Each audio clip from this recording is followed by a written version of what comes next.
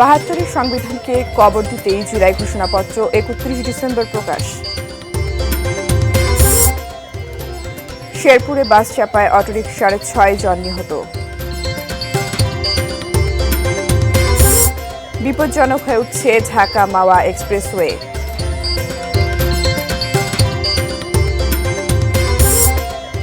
এবং সিলেটে হারিস চৌধুরীর জানাজা সম্পন্ন, বিকেলে হবে পুনঃদাফন।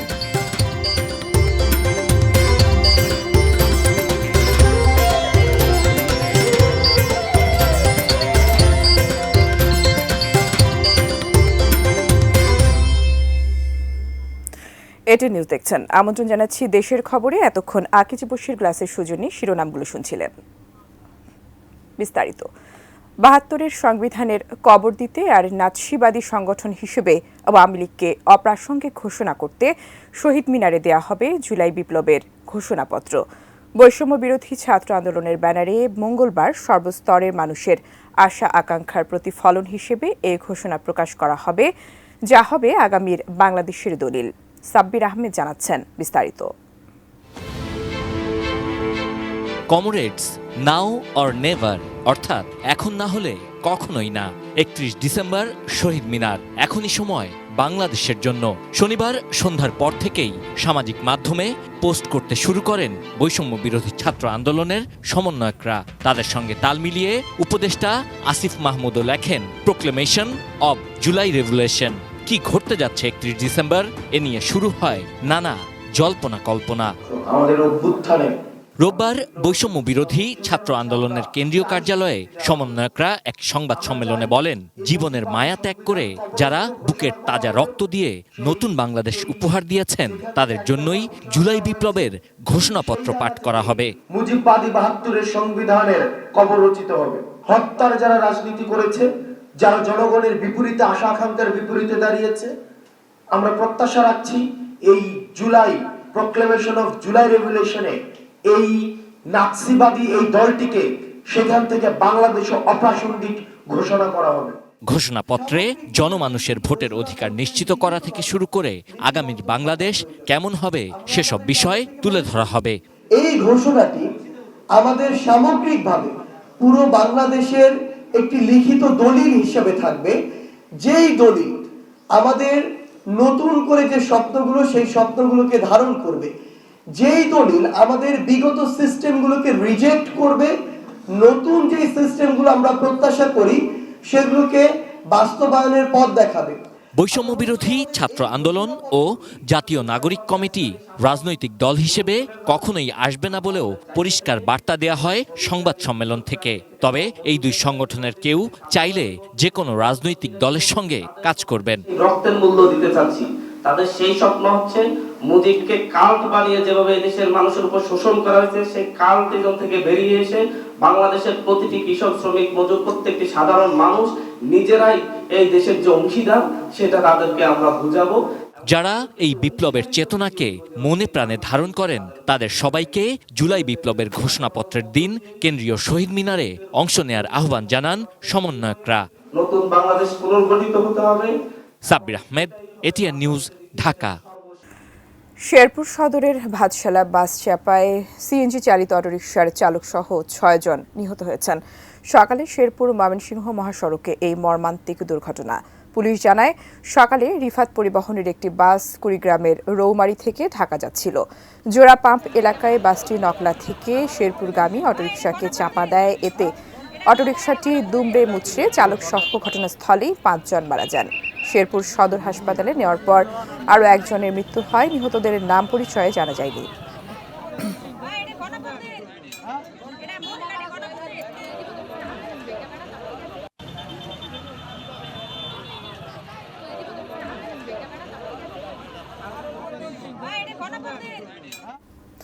দর্শক দেখছেন দেশের খবর।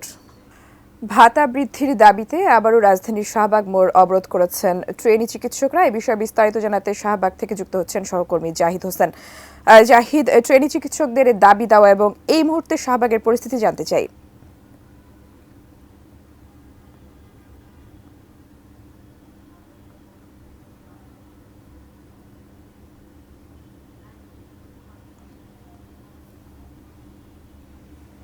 জাহিদ, আপনি নিশ্চয়ই শুনতে পাচ্ছেন আমাকে?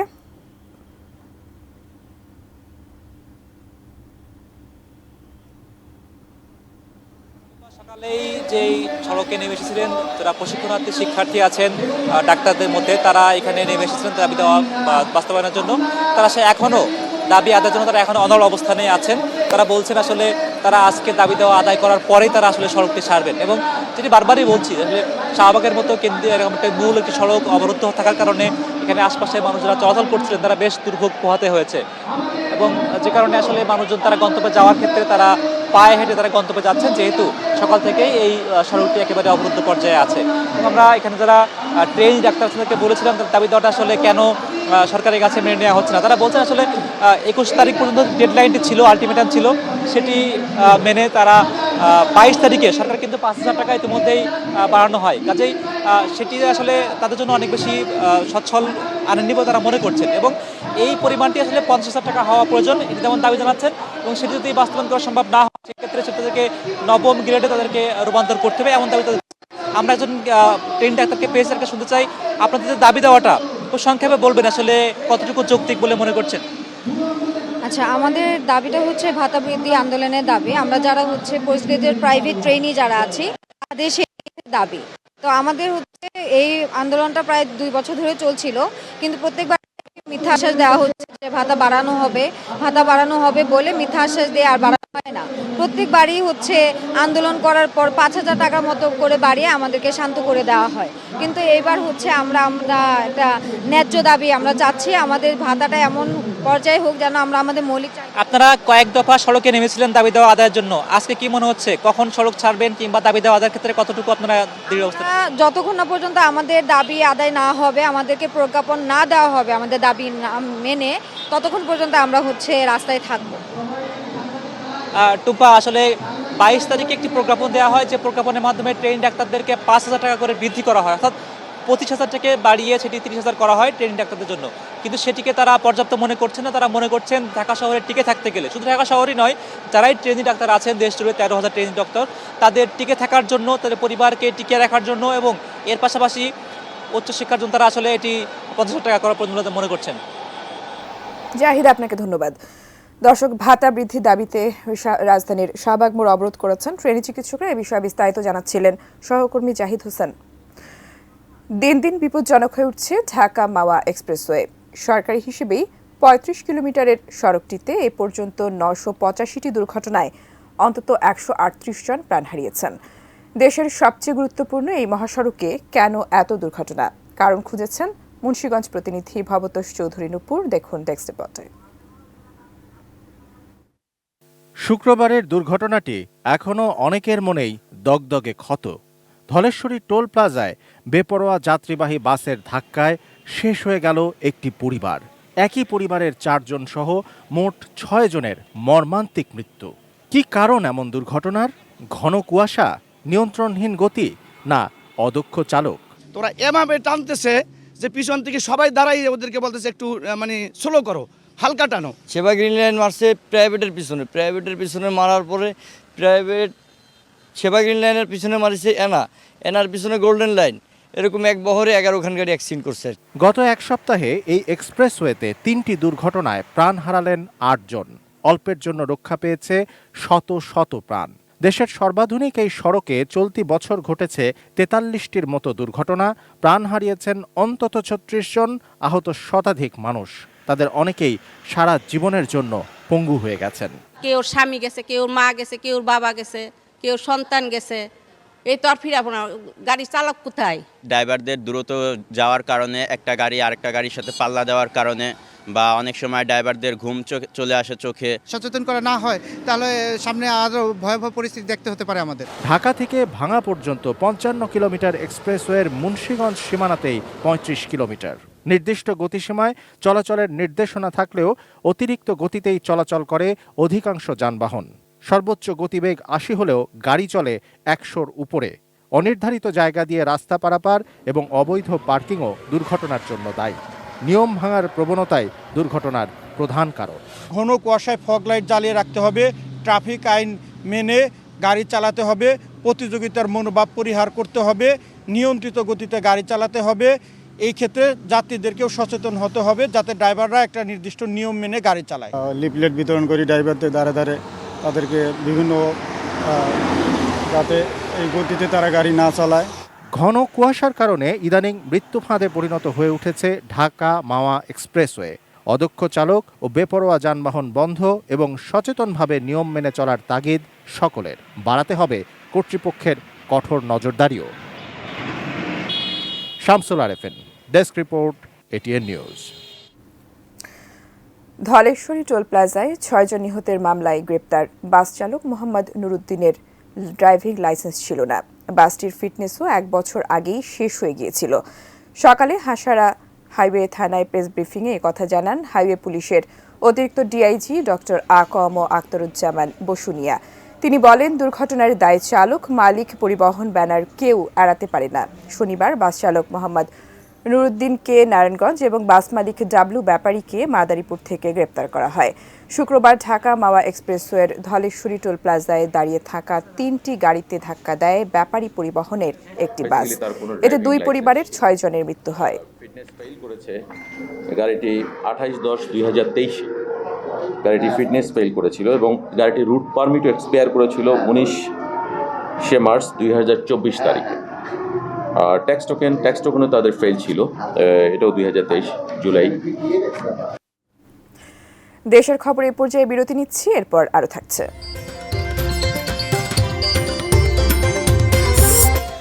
ইজতেমা ময়দানে সংঘর্ষের মামলায় 2 দিনের রিমান্ডে সাতপন্থী নেতা কাসিম।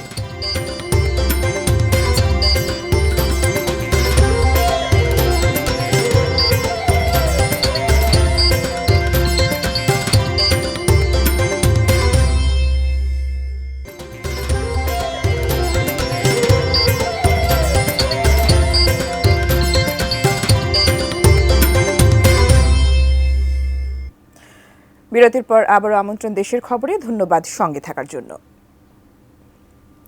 মৃত্যুর 3 বছর পর বিএনপি চেয়ারপারসনের সাবেক রাজনৈতিক সচিব হারিস চৌধুরীর দেহাবশেষকে আজ সিলেটে পুনর্দাফন করা হবে। দুপুরে পরিবারের স্বজনসহ বিএনপির হাজারো নেতাকর্মীর উপস্থিতিতে সিলেটের ঐতিহাসিক শাহী ঈদগাহ মাঠে তার জানাজা সম্পন্ন হয়েছে। আসরের নামাজের পর গার্ড অব অনার দিয়ে হারিস চৌধুরী স্থাপিত শফিকুল হক চৌধুরী মেমোরিয়াল এতিমখানা প্রাঙ্গণে দেহাবশেষ দাফন করা হবে বলে জানিয়েছেন তার মেয়ে ব্যারিস্টার সামিরা তানজিন চৌধুরী। এর আগে শনিবার পরিচয় শনাক্ত শেষে মধ্যরাতে হারিস চৌধুরীর মরদেহ স্বজনদের কাছে হস্তান্তর করে ঢাকা মেডিকেল কলেজ হাসপাতাল কর্তৃপক্ষ। আমার আব্বুকে আমি মিস করবই, আমি আসলে খুশি হতে পারছি না, আমি দুঃখিত। আমি আমার দুঃখ, আমার আব্বু নেই আজকে, আমার আব্বুর থাকার কথা ছিল। হয়তোবা দেশের ওই বই পরিস্থিতি না হলে আমার আব্বু আরো বাঁচতেন। টঙ্গীর ইজতেমা ময়দানে 2 গ্রুপের সংঘর্ষে হতাহতের মামলায় গ্রেপ্তার মাওলানা সাতপন্থী শীর্ষ নেতা জিয়া বিন কাসিমের 2 দিনের রিমান্ড মঞ্জুর করেছেন আদালত।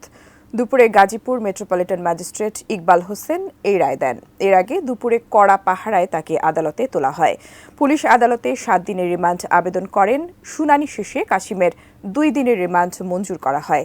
এদিকে শুনানির সময় মাওলানা জুবায়ের অনুসারীরা তার বিচারের দাবিতে আদালতের সামনে সড়কে বিক্ষোভ করেন। শনিবার চট্টগ্রাম থেকে জিয়া বিন কাসিমকে গ্রেপ্তার করে পুলিশ। তিনি বিশ্ব ইজতেমার ময়দান নিয়ে সংঘর্ষে হতাহতের মামলায় 6 নম্বর আসামি।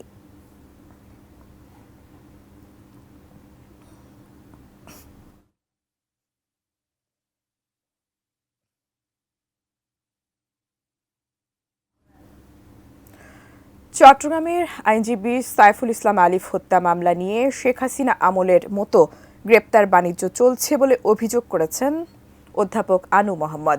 জাতীয় প্রেস ক্লাবে এক সংবাদ সম্মেলনে তিনি এই অভিযোগ করেন। গণতান্ত্রিক অধিকার কমিটির উদ্যোগে চট্টগ্রামে আইনজীবী আলিফ হত্যাকাণ্ড পরবর্তী পরিস্থিতি সরেজমিনে পরিদর্শন করে এই সংবাদ সম্মেলনের আয়োজন করা হয়। প্রতিনিধি দলের সদস্যরা এ সময় অভিযোগ করেন, আলিফ হত্যাকে কেন্দ্র করে জুলাই অভ্যুত্থান পরবর্তী সময়ে গণহারের মামলা এবং গ্রেপ্তার সবচেয়ে উদ্বেগজনক হয়ে দাঁড়িয়েছে।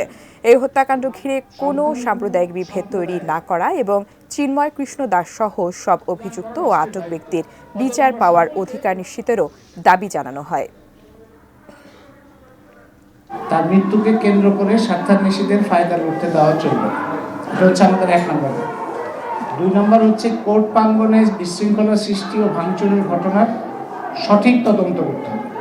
এই ঘটনায় উস্কানিদাতাদের খুঁজে বের করতে হবে। একই সাথে ঘটনার সময় সেবক পল্লীতে মানে হরিজন পল্লীতে ও পাশের আরেকটি হিন্দু পল্লীতে ভাঙচুর ও অগ্নিসংযোগের ঘটনায় মামলা যেটা হয় নাই এখনো, সেই মামলা দায়ের করে বিচার নিশ্চিত করতে হবে। দেশের খবরে আবারও বিরতি নিচ্ছি, সঙ্গেই থাকুন।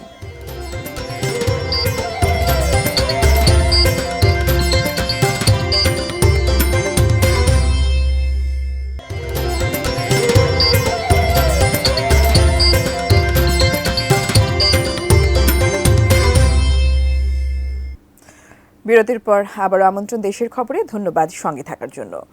যশোরের অভয়নগরে জিয়াউদ্দিন পলাশ নামে সাবেক এক কাউন্সিলরকে অপহরণের পর কুপিয়ে হত্যা করেছে দুর্বৃত্তরা। শনিবার রাত 10টার দিকে উপজেলার নওয়াপাড়া আয়কর অফিসের পেছনে একটি পরিত্যক্ত ঘরে এই ঘটনা ঘটে। গুরুতর আহত অবস্থায় পলাশকে উপজেলা স্বাস্থ্য কমপ্লেক্সে নেওয়া হলে চিকিৎসক তাকে মৃত ঘোষণা করেন। নিহত জিয়াউদ্দিন পলাশ নওয়াপাড়া এলাকার ইব্রাহিম সর্দারের ছেলে। তিনি অভয়নগর উপজেলার নওয়াপাড়া পৌরসভার 4 নম্বর ওয়ার্ডের সাবেক কাউন্সিলর ছিলেন। আলুর দাম নিয়ন্ত্রণ করতে না পেরে নিজের ব্যর্থতা স্বীকার করে দুঃখ প্রকাশ করেছেন ভোক্তা অধিদপ্তরের মহাপরিচালক মোহাম্মদ আলিম আক্তার খান। ক্যাব ও ভোক্তা অধিকার সংরক্ষণ কার্যক্রম শক্তিশালী করতে রাজশাহীতে অনুষ্ঠিত বিভাগীয় ভোক্তা অধিকার সম্মেলনে তিনি সাংবাদিকদের একথা বলেন। যেহেতু আমি ব্যর্থ হয়েছি, তাই আমি এখানে সফলতা দাবি করতে পারি না।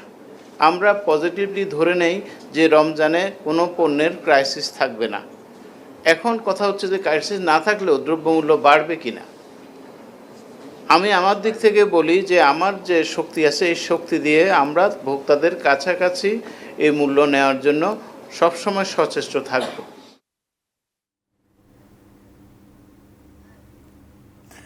সংবাদ শেষ করব, তার আগে আকিজ বসির গ্লাসের সৌজন্যে শিরোনামগুলো জানিয়ে দেব আরও একবার। 72 সংবিধানকে কবর দিতে জুলাই ঘোষণাপত্র 31 ডিসেম্বর প্রকাশ। শেরপুরে বাস চাপায় অটোরিকশার 6 জন নিহত।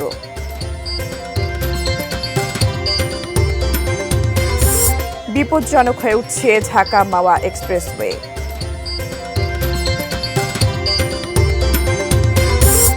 সিলেটে হারিস চৌধুরীর জানাজা সম্পন্ন, বিকেলে হবে পুনঃদাফন। ইজতেমা ময়দানে সংঘর্ষের মামলায় 2 দিনের রিমান্ডে সাতপন্থী নেতা কাশিম।